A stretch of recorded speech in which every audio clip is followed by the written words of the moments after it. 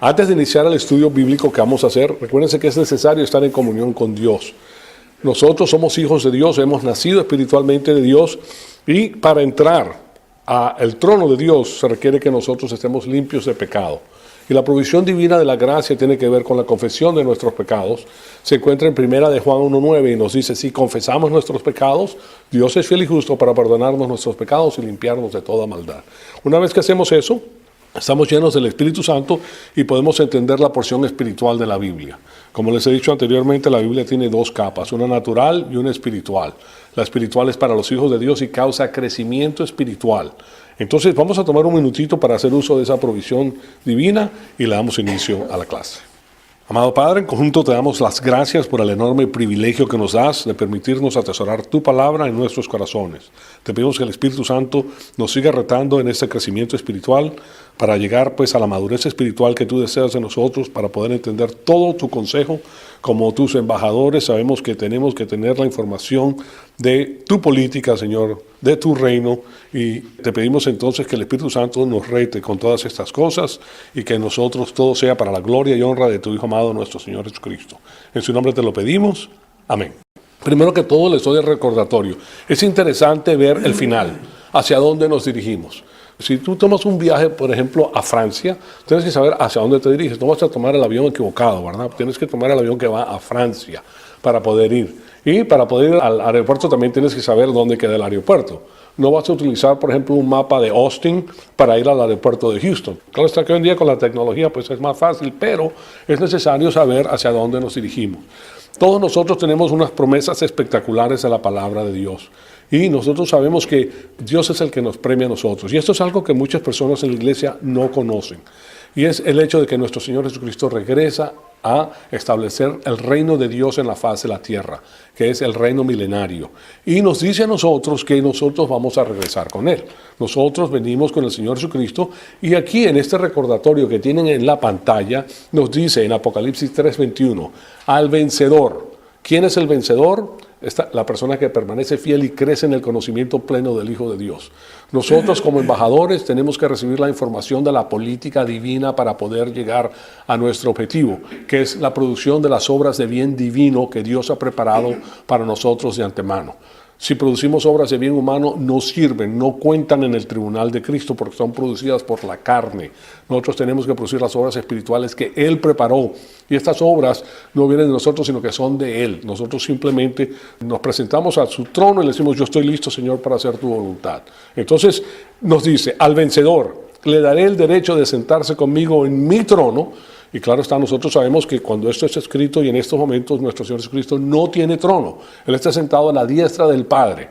El trono de Él lo va a tener cuando regrese a gobernar desde la sede del gobierno mundial que va a ser Jerusalén, como el Hijo de David y el Hijo de Dios a su misma vez. Entonces, al vencedor le daré el derecho de sentarse conmigo en mi trono, en el reino milenario, ¿verdad? Como también yo vencí y me senté con mi Padre en su trono, no en mi trono en el cielo, porque Él no tiene trono en el cielo en estos momentos como ser humano. Recuerden que nuestro Señor Jesucristo es hombre y nuestro Señor Jesucristo es Dios. Como hombre tuvo que hacer toda la obra de salvación, no como Dios, porque Él no tiene que hacer nada como Dios, Él es Dios todopoderoso, pero en su humanidad tuvo que hacer toda la obra. Y nos está diciendo a nosotros que si nosotros somos vencedores, nosotros vamos a lograr el objetivo que Él tiene para nosotros, que es nuestra máxima bendición. Nosotros seremos entonces los gobernantes con el Señor Jesucristo durante el transcurso del reino milenario aquí en la faz de la tierra. Y eso con sede en Jerusalén, pero está en todo el mundo y es puesto por dedos. Como nos dice, en pocas cosas has sido fiel, sobre 10 ciudades te pondré. Entonces ya vemos que el barómetro es la fidelidad, y la fidelidad viene por medio del conocimiento de la palabra de Dios. Y nosotros, a medida que nos hacemos de la mente de Cristo, entonces comenzamos a ver las cosas desde el punto de vista divino y comenzamos a tener esa actitud de vencedores, como la tuvo nuestro Señor Jesucristo. Nuestro Señor Jesucristo nunca fracasó, Él venció al mal con el bien, y nosotros tenemos ahora el bien divino que viene a nosotros por medio de su palabra. Entonces este es un proceso paulatino que nos permite a nosotros llegar a lo máximo y lo mejor que Dios ha preparado. Y lo que se van a dar cuenta a medida que ustedes conocen la palabra de Dios es que esto no es una religión, sino una relación íntima con Dios Padre a través del Señor Jesucristo, a través de su mente. Entonces, ese es el recordatorio. Siempre me gusta dárselo porque ustedes saben que Hacia allá nos dirigimos. Nosotros estamos aquí para glorificar al Señor Jesucristo. Dios Padre está aquí para glorificar al Señor Jesucristo y Dios el Espíritu Santo está aquí para glorificar al Señor Jesucristo. Entonces, eso es lo que tenemos en mente y ahora con eso, pues, les cuento que la semana pasada culminamos el estudio de las 8 etapas de la batalla de Armagedón, que de paso, pues, ya están en el Internet. En el Ministerio BC, el Ministerio BC, Ministerio Bíblico Cristiano.org, está la información.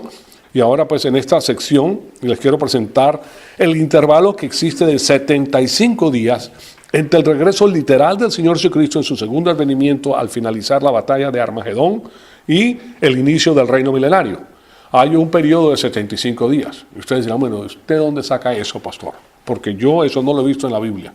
¿Cómo es que dice que van a haber 75 días de intervalo? Pues está en la Biblia. Lo que pasa es que tenemos que penetrar, ahondar y nos vamos a dar cuenta de que sí, ahí está. Estos son los pequeños granos de oro que se encuentran en la Biblia. Entonces, estos 75 días ocurren en este periodo de tiempo de intervalo, ocurren una cantidad de cosas, incluyendo pues la campaña para limpiar los diferentes juicios que van a tomar lugar en el periodo de la tribulación.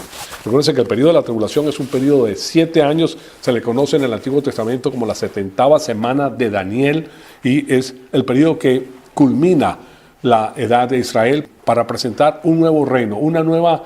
Ya ustedes saben que han habido 3 civilizaciones, van a haber 3 civilizaciones. La primera es Adán y Eva, la segunda la que comienza después del diluvio y la tercera es el reino milenario, donde Dios elimina todos los vestigios del sistema cósmico de Satanás, todos los gobiernos mundiales, todo lo que tiene que ver con lo que Satanás propone para establecer el reino de la paz y de la justicia perfecta. En estos momentos no hay paz, no hay justicia perfecta, nada de eso existe ni va a existir. Las hambres no se pueden eliminar. O sea, aquel gobierno que propone que yo voy a eliminar el hambre y que vamos a eliminar las guerras, eso es una mentira. ¿Por qué? Porque nosotros sabemos que guerras y rumores de guerra y los pobres los tendrás contigo siempre. O sea que eso no se puede cambiar hasta que regrese el Señor Jesucristo a la faz de la tierra.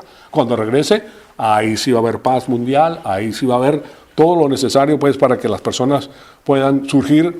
Pero nos vamos a dar cuenta, pues en el estudio que vamos a hacer, que también en ese periodo de tiempo van a haber personas descontentas. Aunque tengan todo, van a estar descontentas y eso se debe a la naturaleza pecaminosa humana que está en cada persona en la faz de la tierra. Bueno, entonces, primero que todo, permíteme ponerle la parte final del capítulo 19, que la hemos estudiado, y aquí les pongo pues, todo lo que dice en el versículo 17, y vi a un ángel que estaba en pie en el sol, y clamó a gran voz diciendo, a todas las aves que vuelan en el medio del cielo, vengan, congréguense para la gran cena de Dios. Esta gran cena es que van a comer carne de todas las personas que viven en la faz de la tierra que han muerto. Estamos hablando de los moradores de la tierra, título específico para aquellas personas que han rechazado a la oferta de la paz, la oferta de la salvación que el Señor Jesucristo les ha dado. Entonces, para que coman carne de reyes, carne de comandantes, y les pregunté cuántos reyes son. 7 reyes. Recuérdense que sí, se comienza con 10 reyes, pero el anticristo es el que logra pues amalgamar estas confederaciones y al final él se pone como el 8º. Y el anticristo también muere, pero su carne no va a ser comida. Es algo interesante, pero dice, para que coman las carnes de reyes, carnes de comandantes, carne de poderosos, carnes de caballo, carne de sus jinetes, carne de todos los hombres libres, esclavos, pequeños y grandes. O sea que la matanza va a ser espectacular. Y Dios llama pues a estas, no solamente a las aves, sino que a los animales también que comen pues rapiña. Entonces, vi a la bestia, que es el anticristo, ¿verdad? Y a los reyes de la tierra y a sus ejércitos reunidos para hacer la guerra en contra del que iba montado en el caballo y contra su ejército. ¿Quién es el que está montado sobre el caballo? El Señor Jesucristo. Y contra su ejército somos nosotros los que regresamos con él. Recuérdense que él regresa con los ángeles del cielo y con los creyentes de la edad de la iglesia. ¿Okay? Pero nosotros simplemente vamos a estar en palco, nosotros vamos a ver la matanza que él va a hacer solo. A él no le ayudó nadie, sino él con la fuerza de su boca pues hace la destrucción completa. El versículo 20 nos dice, y la bestia fue apresada, que es el anticristo, y con ella el falso profeta que hacía señales en su presencia, con las cuales engañaba a los que habían recibido la marca de la bestia y los que adoraban su imagen. Los dos fueron arrojados vivos al lago de fuego que arde con azufre. Entonces, aquí hay algo muy interesante porque yo he recibido preguntas de personas que me hacen la pregunta de que si estas personas van al lago de fuego con sus cuerpos naturales, ¿verdad? Porque eso es lo que aquí no entra en más detalle la Biblia. Y pues sabemos que el texto no lo dice, pero si fuera en sus cuerpos mortales, se desintegrarían inmediatamente, porque estamos hablando de fuego. Si van a continuar en el lago de fuego sintiendo dolor, van a recibir el mismo tipo de cuerpo. Es un cuerpo con una estructura atómica diferente. El alma permanece, pero la estructura atómica del cuerpo va a ser diferente, que no es simplemente chamuscada con el fuego. Y es el mismo tipo de cuerpo que tienen los incrédulos que pasan pues por el tormento y el dolor del juicio eterno. Entonces, y de paso les digo que esta es otra doctrina que vamos a tener que estudiar en los próximos 2 capítulos. Estas doctrinas clarifican la mente de Cristo, básicamente. Estas doctrinas tienen que ver específicamente cómo es que funcionan estas cosas. Y nosotros tenemos que saber cómo funcionan. ¿Okay? Y por eso están aquí. Recuerden que el 33% de la Biblia en el Nuevo Testamento tiene que ver con eventos de porvenir. Los eventos que ocurren en el transcurso de Apocalipsis son para que nosotros lo sepamos, para cementar nuestra fe, pero nosotros no vamos a estar aquí. Nosotros vamos a estar siendo evaluados en el tribunal de Cristo. Las únicas personas que están aquí en la faz de la tierra son los incrédulos y aquellas personas que han comenzado a creer, pues. Pero la iglesia, que somos nosotros, no va a estar aquí. Entonces, aquí me refiero a la doctrina de la condenación eterna. Y les digo esto porque han habido un número de evangélicos en los últimos 20 o 30 años que han tomado un punto de vista liberal que sale de la parte posterior del siglo XIX y que proponen que el juicio en el lago de fuego no es eterno. Esto es algo que ha venido, un empuje nuevo que ha salido, pues, que tratan de decir que estas cosas no pueden ser eternas porque simplemente Dios no pudiera hacer eso, porque Dios es justo. Pero ustedes saben que sí lo puede hacer y Dios es el soberano. Ellos proponen que Dios es un Dios amoroso y Él no va a poner a sus criaturas a través de una eternidad de dolor y de tormento. Y por eso pues tenemos la pregunta de que si el lago de fuego realmente es por toda la eternidad o que si solamente es por un periodo corto de tiempo y después de esto pues ellos van a ser aniquilados por la palabra de Dios. Pero no es así. Eso es una cosa que nosotros la tenemos que estudiar porque sí trae en la mente de personas que recién comienzan a caminar con el Señor una imagen que no es verídica. ¿Okay? O sea que tenemos que profundizar más en el asunto. Pero en estos momentos tenemos otras cosas pues importantes. El asunto es que esos dos son echados vivos al lago de fuego en un cuerpo diferente, un cuerpo que les permite estar vivos y a la vez experimentar los dolores y el tormento del lago de fuego. Porque ellos han rechazado el amor del Señor. Jesucristo murió por el amor que tuvo por nosotros, murió en la cruz. Si tú rechazas el amor de Cristo, tú has escogido lo mismo que escoge Satanás y su organización, que en arrogancia y en el odio se van en contra de Dios. Entonces tú mismo has desechado el amor y por eso Dios le permite a las personas que se vayan con Satanás y que ellos tengan pues el justo merecido que tiene Satanás y toda su organización. Entonces en el versículo 21 que tenemos en la pantalla dice: y los demás fueron muertos con la espada que salía de la boca del que montaba en el caballo y todas las aves se saciaron de sus carnes. Eso culmina el versículo 19 y también concluye el periodo de la tribulación. Después tenemos un periodo interino donde podemos ver pues estos otros juicios que habla la Biblia. Por ejemplo, el primer juicio que se menciona en el versículo 20. Pero por ahora pues quiero cubrir otro asunto interesante antes de proseguir al próximo capítulo. Y es este asunto que vamos a estudiar en estos momentos, que tiene que ver pues con información que traslapa el próximo capítulo que viene. Y por eso pues nos sirve como una transición muy buena. Ya hemos llegado hasta la segunda venida de nuestro Señor Jesucristo, que ocurre al final del periodo de la tribulación, ¿verdad? El periodo de la tribulación son 7 años, dividido en 3 años y medio y 3 años y medio. Los segundos 3 años y medio son los 3 años y medio donde está la gran tribulación, la gran persecución en contra del judío.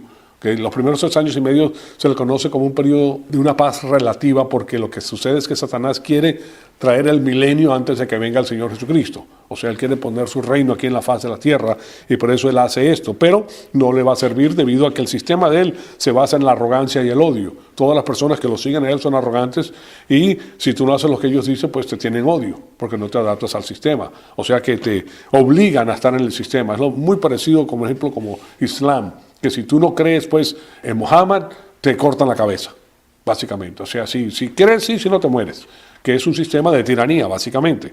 Entonces, ya nosotros vemos que la segunda venida de nuestro Jesucristo ocurre al finalizarse este periodo de la tribulación, donde Él viene y pisa por primera vez en Bosra para eliminar al tercer ejército del anticristo que viene a eliminar a las personas que nuestro Señor Jesucristo en Mateo 24 les dijo que fueran, para que estuvieran ahí por 3 años y medio, básicamente, que Él los iba a salvaguardar a ellos. Entonces, Él llega, mata a todas esas personas y viene con su traje empapado en sangre hacia el norte, entra por el Monte de los Olivos, el Monte de los Olivos se parte, es ahí donde salen las personas que estaban dentro de Jerusalén, y Él entra y elimina pues a todos los enemigos de Israel y de Dios. Recuérdense que toda la historia humana, desde que Dios hace el pueblo de Israel, ha sido una persecución en contra del judío. Es satánica la persecución y lo quiere hacer para hacer de Dios mentiroso. Va a llegar a su máxima expresión en el transcurso de la tribulación, donde todos los países se viertan en contra de Israel. Este asunto, entonces, es interesante, el asunto de la segunda venida, porque está resumido pues en Apocalipsis 19, del 11 al 16, y tenemos la segunda venida de Cristo, y después tenemos un resumen de la derrota de la bestia y la derrota de los ejércitos del anticristo, de los versículos 17 al 21 que les acabo de leer. Y ahora, esos versículos del Apocalipsis 19, claro está, no entran en todos los detalles. Todo esto está anclado en el Antiguo Testamento. Todo se puede entender perfectamente bien porque todo su trasfondo se encuentra en el Antiguo Testamento. Entonces ya hemos visto un sinnúmero de versículos bíblicos del Antiguo Testamento en el transcurso de nuestro estudio que nos enseña claramente pues estos segmentos que componen pues todo este rompecabezas. Vas tomando las piezas y comienzas a ver claramente las cosas que van a ocurrir en el transcurso de la tribulación. Entonces pues el asunto es que hay una cantidad enorme de información en la Biblia referente al día del Señor. El gran y terrible día del Señor, cuando viene la segunda mitad de la tribulación para destruir a todos los enemigos y obliterar y eliminar por completo el sistema cósmico. Hoy en día todos nosotros vivimos como embajadores en el sistema cósmico de Satanás. Todos los gobernantes de la faz de la tierra son puestos ahí por orden y por permiso de Satanás. Y Dios, claro está, mueve a las naciones, por ejemplo los Estados Unidos, que todavía tiene una gran cantidad de cristianos, a elegir personas que más o menos se adapten a lo que es la información que nosotros tenemos bíblica. Y para eso pues hemos visto las cuatro instituciones divinas que salvaguardan a las naciones para que el evangelio pueda ser predicado. Y me refiero al libre albedrío, al matrimonio, a la familia y al nacionalismo. El nacionalismo es una de las pautas que nos permite ver a nosotros la verdad. Si una persona es nacionalista, esa es la persona que uno quiere. Si es internacionalista, no la queremos porque es el sistema cósmico que está siendo implementado. Entonces, a nosotros nos permite ver las cosas claramente y votar por el verdadero tema. Y eso es lo que no tenemos en mente. Entonces, vemos que tanto en su sentido amplio, de acuerdo al escenario pues, de los tiempos finales, y me refiero a la 70ª semana de Daniel, que cubre la mayor parte de ese periodo, y también los asuntos específicos del día terrible del Señor, los cuales enfocan nuestra atención a la última parte del periodo de 7 años de la tribulación, cuando todos los ejércitos del anticristo se reúnen para la gran batalla. Entonces, primero se inicia cuando ellos se pelean el uno contra el otro. Estos ejércitos pues siempre existen en el mundo. Tú puedes tener una alianza con otro país para ir en contra de un enemigo común, existen las alianzas. Pero una vez que es derrotado el enemigo común, entonces estos dos vienen a la pelea porque uno de los dos quiere ser el primero. Entonces siempre es la arrogancia y el odio que se formula por la arrogancia. Una persona arrogante, por ejemplo, no permite que se le haga un desaire, porque es muy importante. ¿Cómo me vas a hacer un desaire? ¿Verdad? Por la importancia que tiene. Entonces, por eso mismo se le va en contra de la otra persona o de la nación entera. Entonces, después de esto, se unen en contra de Israel y finalmente en contra del Señor. Entonces, a la final, de todas maneras, el Señor Jesucristo regresa como Rey de Reyes y Señor de Señores para rescatar a Israel y para derrotar a Satanás, al anticristo y al falso profeta y para destruir a los ejércitos de las confederaciones que ya se han formado para comenzar a limpiar el planeta pues en preparación para el reino milenario del Señor Jesucristo, que es el reino de Dios aquí en la faz de la tierra. Y hasta ahí hemos llegado pues en nuestro estudio. Entonces ya hemos tenido todo esto que les acabo de decir, ya está grabado. Si quieren tener más información, simplemente vayan a las lecciones anteriores que sale muy claramente pues toda la información. Ahora, existe un periodo de transición entre estas dos dispensaciones. Una dispensación básicamente es un periodo de tiempo en el cual Dios administra la historia humana de acuerdo a ciertos aspectos de lo que Él ha revelado al hombre.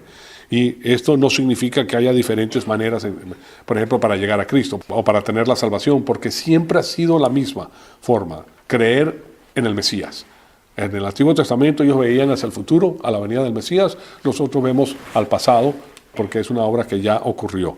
Ya una vez que Jesucristo vino y murió en la cruz por nuestros pecados, entonces nosotros miramos hacia atrás a la cruz, de manera que la revelación que nosotros tenemos en la edad de la iglesia es mucho más específica de la que tenían en el Antiguo Testamento, en la edad de Israel, que era la edad del ritual, como la ven aquí. Todo era en base de ritual que se le enseñaba al pueblo de Dios y era dirigido por los sacerdotes levíticos. Hoy en día todos nosotros somos sacerdotes. Tanto el hombre como la mujer son sacerdotes del Dios Altísimo.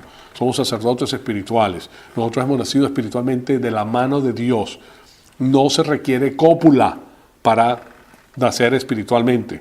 Se requiere fe. Que eso es muy importante, porque todos nosotros venimos como hijos de Dios directamente de la mano de Dios. No por sangre, ni por carne, ni por voluntad de hombre, dice la palabra de Dios. O sea, es a través de la fe en el Señor Jesucristo que el Espíritu Santo nos hace nacer espiritualmente. Entonces, tanto el hombre como la mujer son sacerdotes espirituales en la faz de la tierra. Y nosotros no necesitamos un intermediario, como les he dicho anteriormente, para llegar al trono de la gracia. O sea, no necesitas un hombre que se llame sacerdote para que tú le cuentes tu vida, le comentes tus pecados. De paso, si tú le dices tus pecados a una persona llamada sacerdote, está siendo violada o violado por esa persona, porque no tiene por qué enterarse de las cosas privadas tuyas. Las cosas tuyas privadas son entre tú y Dios. No son entre tú o un sacerdote de un sistema religioso o entre tú y un pastor. El pastor no tiene por qué meterse en tu vida privada, porque tú eres sacerdote privado del Dios Altísimo. Ahora, espiritualmente te puede dar consejos, pero no se va a meter en tu vida privada para decirte lo que tienes que hacer. Eso es entre tú y Dios. A medida que vas creciendo espiritualmente, tú comienzas a saber de qué se trata y vas a hablar con tu Padre que te ama. No necesita intermediario. Bueno, entonces, como les estoy diciendo, pues es interesante que nosotros conozcamos todo esto porque clarifica nuestra mente y sabemos de qué se trata. No nos engañan fácilmente. Aquí la información se encuentra en la Biblia. Toda la información que Dios quiere que nosotros tengamos. Y a medida que nosotros conocemos la palabra de Dios, pues conocemos la política divina y como embajadores podemos hacer la obra. ¿Cuál es nuestra obra? Revelarle a las personas que están sin Cristo, sin esperanza y sin vida eterna acerca del reino de Dios. Y se hace por medio del mensaje de la salvación del Evangelio de Cristo. Entras no por obras para que nadie se gloríe, sino por fe. ¿En quién? En el Señor Jesucristo, que hizo la obra de salvación. Solamente Él fue el que calificaba para ir a la cruz. En virtud de su nacimiento virginal, no tenía el pecado original de Adán, y en virtud de su vida sin mancha ni contaminación, porque no se contaminó con el mundo cometiendo pecados, haciendo la voluntad de Satanás. Entonces, ya como hemos visto pues en nuestros estudios anteriores, cuando la dispensación de la ley culminó, y culminó con la cruz, esta es la dispensación de la ley. Nosotros no estamos bajo de la dispensación de la ley, no estamos bajo la dispensación de Israel. Eso fue abrogado y terminado por el Señor Jesucristo cuando cumplió la ley. No vino a eliminar la ley, sino vino a cumplir la ley. Y Él la cumplió en su totalidad. Entonces, ya nosotros no estamos bajo la ley mosaica. Y eso es una de las cosas, si ustedes vienen en un trasfondo de iglesias pentecosteses que todavía utilizan el sistema de la teología del pacto, que mezclan el Antiguo Testamento con el Nuevo Testamento y causan ahí un menjurje increíble. Nosotros no estamos bajo la ley mosaica, nosotros estamos bajo la ley del Espíritu de vida y de verdad, que es completamente diferente. Nosotros estamos bajo la gracia y nosotros somos sacerdotes del Dios Altísimo y no necesitamos un sacerdocio especializado para que nosotros podamos ver las cosas como son. Entonces, ya hemos visto pues que la dispensación de la ley culminó con la cruz en el día de la Pascua, que era la primera fiesta judía. Hay 7 fiestas judías, hay 4 en la primavera y 3 en el otoño. Entonces, la Pascua es la primera fiesta judía, que es la redención, pues, y después, al día siguiente, es la fiesta del pan sin levadura, que duraba una semana, y después la fiesta de los primeros frutos, que ocurre en el segundo día después de la fiesta del pan sin levadura. O sea, eran consecutivas estas fiestas. Y esas eran las primeras 3 fiestas y nuestro Señor Jesucristo las colmó perfectamente. Él fue el Cordero de la Pascua de Dios, el Cordero de Dios que quita los pecados del mundo. Fue muerto el día de la Pascua, el mismo día que se hacía el sacrificio, fue el mismo día que murió nuestro Señor Jesucristo en la cruz. Y después vemos que el día siguiente viene el pan sin levadura. y habla de la humanidad de nuestro Señor Jesucristo sin levadura. La levadura hablaba del pecado y Él no tenía pecado.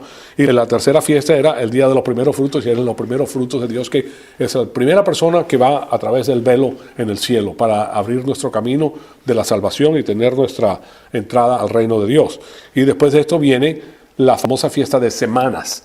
En el calendario judío eran 7 semanas, y después, al día siguiente de las 7 semanas, hablaba del origen de algo, y hablaba del origen de la edad de la iglesia. ¿Con quién? Con el Espíritu Santo, básicamente. Entonces aquí viene el origen de la edad de la iglesia, y se conoce como Pentecostés. El día de Pentecostés es cuando el Espíritu Santo es dado y comienza la edad de la iglesia. Y el Espíritu Santo es dado para que nosotros podamos vivir la vida cristiana. No puedes vivir la vida cristiana sin el Espíritu Santo, porque el Espíritu Santo es el que nos ilumina a nosotros para entender todo el consejo divino. Y sin eso no lo podemos entender. ¿Okay? Entonces, todo ha sido diseñado perfectamente por el Señor.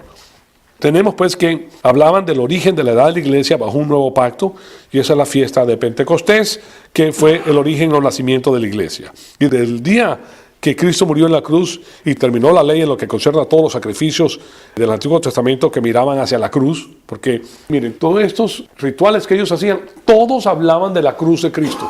Incluso todo el tabernáculo en los tiempos pasados y el templo, todo sin excepción hablaba de Cristo, todo. Las columnas, el tipo de material que se utilizaba en la parte de arriba, en la parte de adentro, con la minora, con las paredes de levadura, con el altar de incienso que hablaba de las oraciones de Cristo, que era lo único que iba a aceptar, porque nadie más calificaba. Del lavamiento de los sacerdotes antes de entrar al lugar santo, tenían que lavarse, hablaba de la confesión de los pecados, no podías entrar sin la confesión de tus pecados.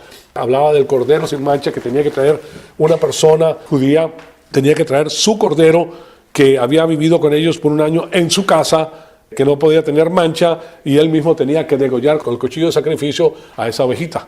Y hablaba de la redención de nuestros pecados, y pagaba el que no tenía culpa por el que tenía culpa. Y este hombre, cuando él se ponía aquí enfrente del sacerdote, tenía que declarar sus pecados en alto.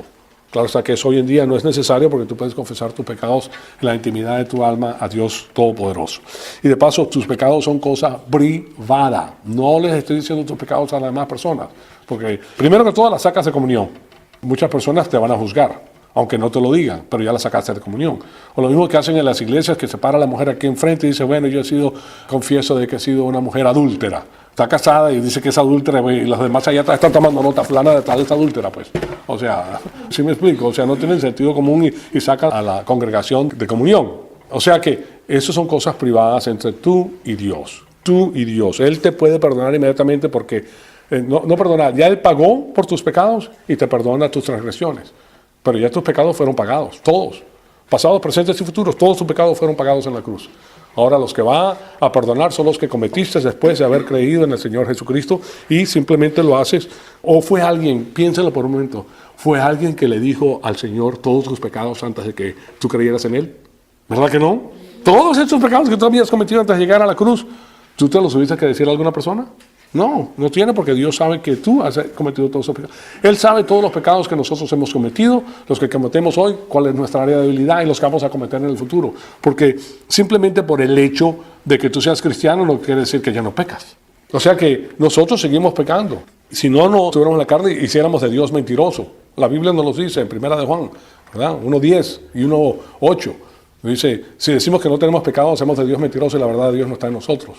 ¿Okay? Y si tú dices que no pecas, pues también haces de Dios mentiroso, porque tienes la naturaleza pecaminosa y la guerra siempre va a existir. Y por eso la confesión de tus pecados para reanudar tu caminar en el Señor Jesucristo en el Espíritu. De otra manera, pues estás en la carne y no puedes avanzar espiritualmente y de esa manera te haces daño. Pero de otra manera, pues no es asunto de que todo el mundo lo sepa. Es algo privado. Entonces, aquí vemos que en el día de Pentecostés comienza pues la iglesia. Y esto es algo similar a lo que va a ocurrir después del rapto. Después del rapto, que es el rapto de la iglesia, ya sabemos que una vez que nosotros entendemos lo que son las dispensaciones o la oikonomía en el griego, que es la administración de la casa de Dios, y ya sabemos que en el trasfondo de lo que es esta dispensación o la administración divina está, ¿qué es lo que está detrás de eso? El juicio de apelación de Satanás con sus segmentos históricos. Y esos segmentos históricos van uno sobre el otro en lo que concierne pues al periodo de la dispensación, a este transcurso de tiempo. Esto es una línea de tiempo comenzando con Adán y Eva. Y aquí tenemos la edad de los gentiles, después la edad de los judíos, después la edad de la unión hipostática, que es la venida de nuestro Señor Jesucristo a la faz de la tierra, dura 33 años. En el día de Pentecostés comienza la iglesia a la cual nosotros pertenecemos. Esa termina con el rapto de la iglesia, comienza la 70ª semana de Daniel, que se conoce como la tribulación, que va con incrédulos nada más. Después regresa el Señor Jesucristo para establecer el reino de Dios en la faz de la tierra, que dura 1000 años, para culminar lo que hay atrás de todo esto, que es el juicio de apelación de Satanás. Entonces, con esto en mente, nosotros sabemos que nosotros pertenecemos a la edad de la iglesia. A este periodo ya pasaron 2000 años de este periodo, 2000 años de los judíos. El Señor Jesucristo, después de ser rechazado, para el cronómetro para Israel y comienza la edad de la iglesia. Ya la edad de la iglesia tiene 2000 años. Este es un periodo de 33 años y aquí culmina la edad de Israel. Son 7 años que se dividen en 3 años y medio y 3 años y medio. Y en la segunda mitad es donde se pone la estatua de la abominación, de la desolación, y a la final es donde regresa nuestro Señor Jesucristo con su ejército, que somos nosotros, para establecer su reino. Pero antes de eso hay un periodo de 75 días, que es el que estamos estudiando en este momento. Entonces, pero esto es importante para ubicarnos. Recuérdense que como embajadores de Cristo, Él quiere que nosotros sepamos y que tengamos en mente la vista panorámica, el panorama desde el comienzo hasta el fin, y que nos ubiquemos también en nuestro lugar en la edad de la iglesia. ¿Qué papel jugamos nosotros en la edad de la iglesia? Y no se trata del pecado, señoras y señores. Las iglesias hablan que el pecado es el tema. El pecado no es el tema. El pecado ya fue pagado en la cruz. Todos los pecados pasados, presentes y futuros fueron pagados en la cruz. ¿Okay? O sea que el pecado no es el tema, pero sí sabemos que el pecado es lo que no te permite crecer espiritualmente, porque el pecado te saca de comunión. Y el que está en la carne no puede agradar a Dios, no puedes crecer. Tienes que estar en la plenitud del Espíritu Santo para poder crecer espiritualmente y conocer todo el consejo divino para tu vida. Dios tiene un plan espectacular para tu vida, pero lo tienes que conocer.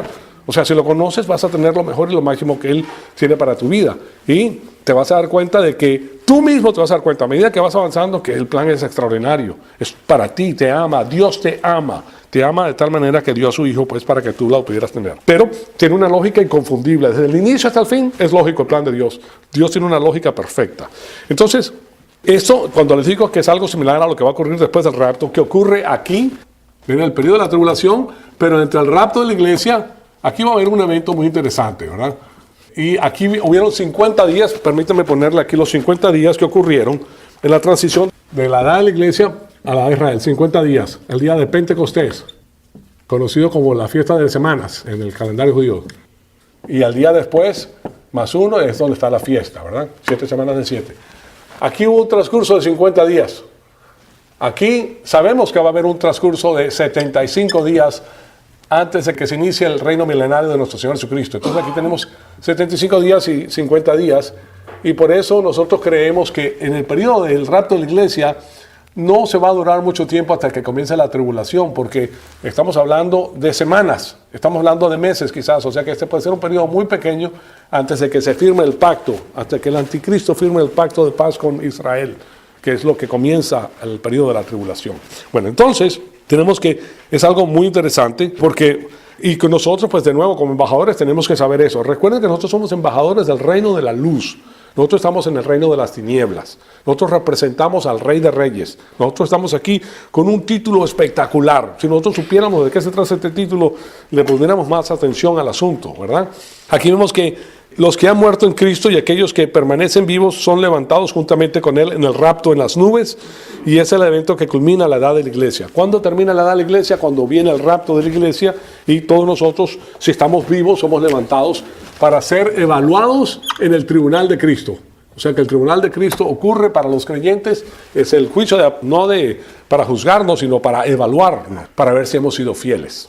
Ahora, una vez que nosotros pasamos por ahí, todas las obras de bien humano son quemadas. No queda un ápice de las obras de bien humano. El tema hoy en día no es el pecado, el tema hoy en día son las obras de bien humano. Que tú vas a producir las obras de bien humano si no conoces a Cristo, vas a producir las obras de bien divino si conoces a Cristo, porque son dos cosas diferentes. Pero si no lo conoces, tu producción va a ser en la carne, pensando que estás haciendo grandes cosas por Dios. Lo que estás haciendo es pintando el mundo de Satanás de blanco, poniéndolo bonito, y a nosotros no nos interesa ponerlo bonito. Por eso a nuestro Señor Jesucristo le pidieron que fuera el rey de Israel, le dijo, no, mi reino no es de este mundo. Claro que no, el reino de él es el reino milenario, que es el reino de la paz, y es el reino de la luz, amor, vara de hierro. Todo eso es parte del reino milenario de nuestro Señor Jesucristo. Pero tenemos que ser evaluados y tenemos que ser preparados mientras tenemos el uso de nuestro libre albedrío. ¿Okay? Por tu libre albedrío tú quieres recibir la información. Y una vez que pasas por el tribunal de nuestro Señor Jesucristo, todas las obras de bien humano son quemadas como madera, heno y hojarasca. Las obras de bien divino son oro, plata y piedras preciosas. Los galardones los vas a recibir basados en tu asociación con el Señor y tu conocimiento de la palabra de Dios, porque conocer a Dios te hace amar a Dios, y cuando amas a Dios vas a querer hacer su voluntad. No porque te lo dijo el pastor, sino porque amas a Cristo, lo amas al Padre, y te pones a su disposición entera y totalmente, porque Él es completamente fiel y verdadero, y en Él no hay sombra de variación ni mentira. En Él puedes confiar completamente, no como es con los seres humanos, pues. Además, la Biblia nos dice, maldito es aquel que pone su fe en el hombre y hace de su brazo su fuerza. Ahora, hay una excepción en todo eso, es marido y mujer, si los dos están con la palabra de Dios. Porque ahí sí se forma uno solo y los dos saben que tienen un testimonio corporativo en el tribunal de Cristo. Y es parte de lo que enseña la palabra de Dios como estas instituciones divinas. El matrimonio es importantísimo, el matrimonio es sagrado, el matrimonio es algo espectacular, porque es lo que Dios ha diseñado para salvaguardar a la raza humana. Bueno, entonces, aquí vemos que aquellos que permanezcan vivos son levantados juntamente con Él en las nubes, y ese es el evento que culmina la edad de la iglesia. Y el periodo de 7 años, que es la 70ª semana de Daniel, no se inicia sino hasta que el anticristo entre en el pacto con Israel. Es un pacto de paz. Y eso inicia el cronómetro hasta el final de la 70ª semana de Daniel, que culmina con la segunda venida del Señor Jesucristo. Él viene con los suyos en su caballo blanco, que hablaba de rey, y nosotros juntamente con Él. Y es aquí, después de la cena del Cordero, que ocurre aquí arriba, nosotros aquí abajo vamos a tener un periodo de 1000 años de gobierno en la faz de la tierra por dedo. Y nosotros entendemos por dedo muy bien porque, miren, todos los países latinoamericanos, sudamericanos, México, también los Estados Unidos, si tú tienes un cuate, tienes tu amigazo con el cual tú creciste, si lo conoces, ¿verdad? Este es tu pana, como dicen en Venezuela. ¿Sí me explico? A eso tú dices, no, cuando yo suba presidente tú vas a ser el gobernador de tal ciudad. Tú vas a tener esta posición, o sea, te dan las posiciones más espectaculares simplemente por el hecho de ser amigo de, ¿okay? La palanca, la famosa palanca. Bueno, nuestro Señor Jesucristo va a hacer eso, pero va a ser basado en la fe. O sea, que el barómetro va a ser la fe. ¿Qué tan fiel fuiste? ¿Qué posición tienes? Que esa fidelidad se manifiesta en obras de bien divino que Dios preparó de antemano para que anduviéramos en ella. Entonces te vas a dar cuenta que esto no tiene que ver nada con la religión, no tiene que ver nada con los golpes de pecho, tiene que ver con el conocimiento pleno del Hijo de Dios a través de Jesucristo, ¿verdad? A través de la Biblia. Entonces, cuando el Señor Jesucristo regrese, al final de ese periodo de 7 años, hay otro periodo de transición. Y ese periodo de transición es de 75 días. O sea que, debido a que tenemos un periodo de transición de 50 días entre la ley, la dispensación de la ley y la iglesia, y un periodo de 75 días entre el fin de la tribulación y el inicio del reino milenario, eso nos permite pensar y especular. Esto sí lo voy a decir que es una especulación basada en esa información, que el periodo de transición entre la iglesia y la tribulación va a ser relativamente corto. Porque aquí no se pasa de más de un par de meses. 75 días tiene que ver con 2 meses y medio. Entonces, simplemente especulamos que va a ser un periodo corto antes de que el anticristo firme el tratado de paz con Israel. Pero, de nuevo, es una especulación porque la Biblia no lo dice. Simplemente podemos sacar esta otra información que sí dice la Biblia que va a existir, empezando pues con el día de Pentecostés, que son 50 días, y estos 75 días que les voy a enseñar en breve. Es más, se lo voy a enseñar en la próxima clase y van a saber de dónde saqué los famosos 75 días, ¿okay? Porque están en la Biblia y se requiere pues que esto sea estudiado con más calma. Entonces, vamos a parar ahí en esta primera clase y después continuamos con esto. Amado Padre, te damos las gracias por este privilegio extraordinario que nos das de permitirnos atesorar tu palabra en nuestros corazones. Gracias por esta información que es tan importante para nosotros como cristianos, porque esta información no solamente cementa nuestra fe, fortalece nuestra alma, sino que también nos da la información para defender el Evangelio y para hablarles a personas que no conocen estas cosas de estos eventos del porvenir, Señor amado. Y que tenemos la certeza y la seguridad que somos como profetas para ellos, porque tu información es fidedigna, viene de tu palabra que ha sido revelada a nosotros por medio de estos estudios. Te pedimos entonces que nosotros, todo lo que aprendamos, sea para la gloria y honra de tu Hijo amado, nuestro Señor Jesucristo. En su nombre te lo pedimos. Amén.